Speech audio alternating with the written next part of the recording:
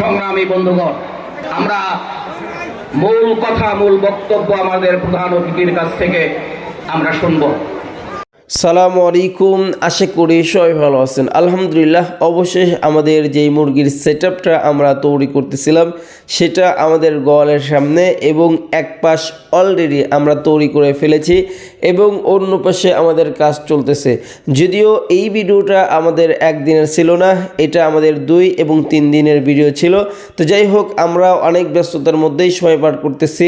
আমাদের গোয়ালের সামনে আমরা 3 তলা বিশিষ্ট করে আমরা মুরগির সেটআপ তৈরি করতেছি। আলহামদুলিল্লাহ, এর পরিপূর্ণ একটা আপনাদের সাথে ভিডিও শেয়ার করব এবং সর্বোপরি কত টাকা খরচ হয়েছে সেটা নিয়ে কথা বলবো। এই কাজের ফাঁকে আমরা ভাবতেছিলাম আমাদের বাজারে, এক কথায় যেই বাজারে আমার ব্যবসা করি, আমাদের গ্রাম থেকে 5 টাকা ভাড়া, সেখানেই আমাদের কলেজ মাঠে বাংলাদেশ জামাত ইসলামীর একটা বিশাল জনসভার আয়োজন করা হয়েছে। এখানে দলমত নির্বিশেষে সকল মানুষের উপস্থিতি আমি দেখতে পেয়েছি।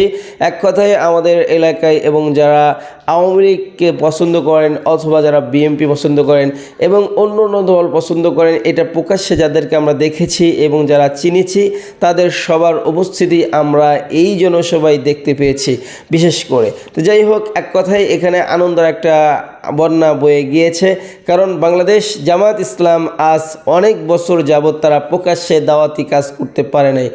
সবচেয়ে ভালো লাগার বিষয়, বাংলাদেশ জামাত ইসলামী আপনার আসর নামাজের জামাত সবার সাথে একসাথে পড়লেন।